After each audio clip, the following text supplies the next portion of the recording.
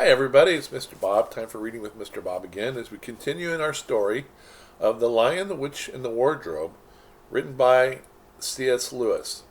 Now, some of you may not know that this book is close to 70 years old.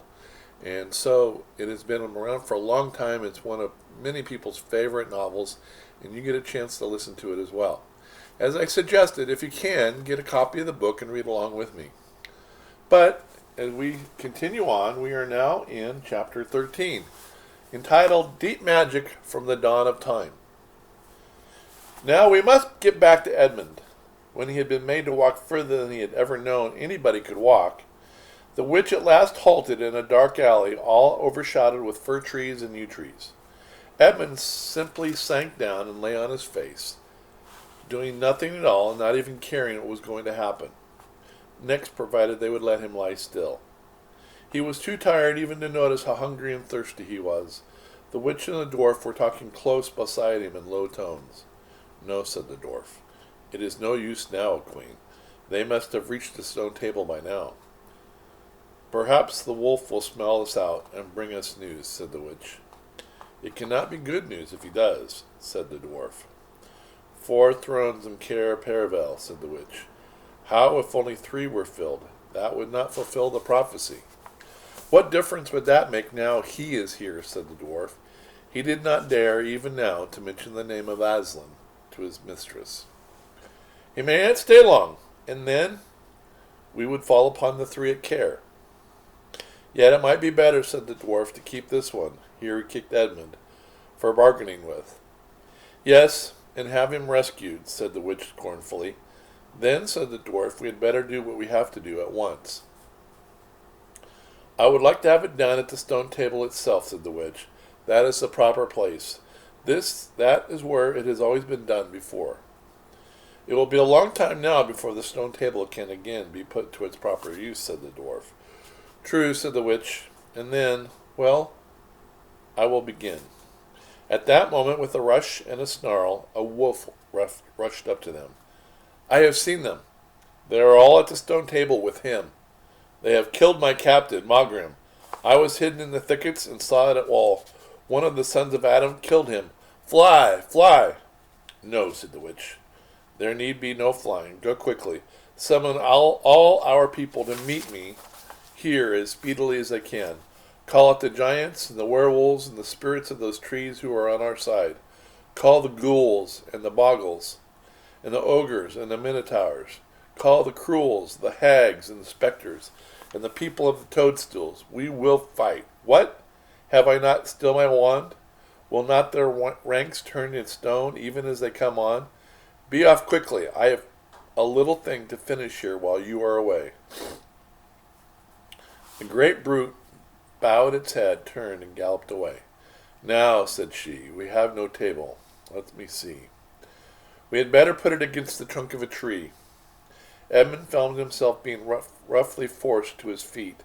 Then the dwarf set him back with his back against a tree and bound him fast. He saw the witch take off her outer mantle. Her arms were bare underneath it, and terribly white. Because they were so very white he could see them, but he could not see much else. It was so dark in this valley under the dark trees.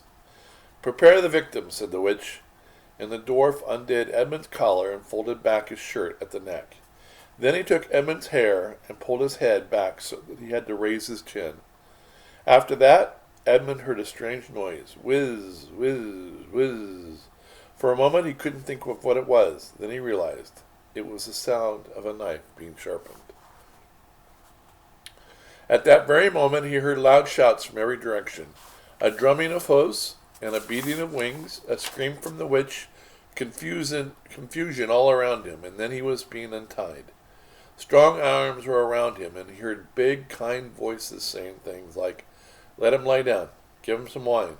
Drink this. Steady now. You'll be all right in a minute."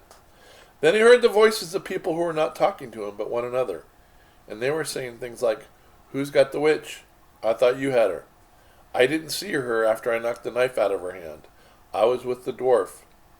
Do you mean that she's escaped? A chap can't mind everything at once. What's that? Oh, sorry, it's only an old stump. But just at this point, Edmund went off in a dead faint. Presently, the centaurs and the unicorns and the deer and birds, they were, of course, the rescue party which Aslan had sent in the last chapter, all set off to go back to the stone table, carrying Edmund with them. But if they could have seen what had happened in that valley after they'd gone, I think they might have been surprised. It was perfectly still, and presently the moon grew bright. If you had been there, you would have seen the moonlight shining on an old tree stump and on a fair-sized boulder. But if you had gone on looking, you would have gradually begun to think that there was something odd about both the stump and the boulder. Next, you would have thought that the little stump did look really remarkably like a little fat man crouching on the ground. And if you had watched long enough, you would have seen the stump walk across to the boulder, and the boulder sit up and begin talking to the stump. For in reality, the stump and the boulder were simply the witch and the dwarf. It was part of her magic that she could make things like what they weren't. That she could make things look like what they weren't. And she had the presence of mind to do so at the very moment when the knife was knocked out of her hand. She had kept hold of her wand, so it had been kept safe too. When the other children woke up next morning, they had been sleeping on piles of cushions in the pavilion. The first thing they heard from Mrs. Beaver was that their brother had been rescued and brought into camp late last night, and was at last that moment with Aslan. As soon as they had breakfasted, they all went out, and there they saw Aslan and Edmund walking together in the dewy grass, apart from the rest of the court. There is no need to tell you, and no one ever heard, what Aslan was saying, but it was a conversation which Edmund shall never forget. As the others drew nearer, Aslan turned to meet them, bringing Edmund with him. "Here is your brother," he said, "and there's no need to talk to him about what has passed." Edmund shook hands with each of the others and said to each of them in turn, "I'm sorry," and everyone said, "That's all right." Then everyone wanted very hard to say something which would make it quite clear that they were all friends with him again, something ordinary and natural. And of course no one could think of anything in the world to say. But before they had time to feel really awkward, one of the leopards approached Aslan and said, "Sire, there is a messenger from the enemy who craves audience." "Let him approach," said Aslan. The leopard went away, and soon returned leading the witch's dwarf. "What is your message, son of earth?" asked Aslan. "The Queen of Narnia, Empress of the Lone Islands, desires a safe conduct to come and speak with you," said the dwarf, "on a matter which is as much to your advantage as to hers." "Queen of Narnia, indeed," said Beaver. "Of all the cheek." "Peace, Beaver," said Aslan. "All names will soon be restored to their proper owners. In the meantime, we will not dispute with them. Tell your mistress, son of earth, that I grant her safe conduct on condition that she leaves her wand behind her at that great oak." This was agreed to, and two leopards went back with the dwarf to see the conditions were properly carried out. "But supposing she turns the two leopards into stone," whispered Lucy to Peter. I think the same idea had occurred to the leopards themselves. At any rate, as they walked off, their fur was still standing up on their backs, and their tails were bristling, like a cat when it sees a strange dog. "It'll be all right," whispered Peter in reply. He wouldn't send them if it weren't. A few minutes later, the witch herself walked out on the top of the hill, and came straight across and stood before Aslan. The three children who had not seen her before felt shudders running down their backs at the sight of her face, and there were low growls among all the animals present. Though, as a bright sunshine, everyone felt suddenly cold. The only two people present seemed to be quite at their ease. Who seemed to be quite at their ease were Aslan and the witch herself. It was the oddest thing to see those two faces, the golden face and the dead white face, so close together. Not that the witch looked Aslan exactly in his eyes. Mrs. Beaver particularly noticed this. "You have a traitor there, Aslan," said the witch. Of course, everyone present knew that she meant Edmund. But Edmund had got past thinking about himself, after all he'd been through, and after the talk he'd had that morning. He just went on looking at Aslan. It didn't seem to matter what the witch said. "Well," said Aslan, "his offense was not against you." Have you forgotten the deep magic? Asked the witch. Let us say I have forgotten it, answered Aslan gravely. Tell us of this deep magic. Tell you, said the witch, her voice growing suddenly shriller. Tell you what is written on the very table of stone which stands beside us? Tell you what is written in letters deep as a spear is long on the firestones on the secret hill? Tell you what is engraved on the scepter of the emperor beyond the sea? You at least know the magic which the emperor put into Narnia at the very beginning. You know that every traitor belongs to me as my lawful prey, and that for every treachery I have a right to a kill.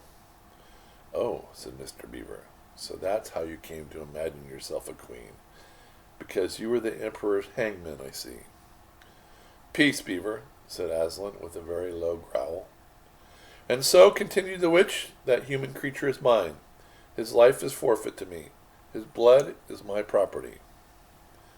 Come and take it then, said the bull, with a man's head and a great bellowing voice. Fool, said the witch, with a savage smile, with almost a snarl. Do you really think your master can rob me of my rights by mere force? He knows the deep magic better than I.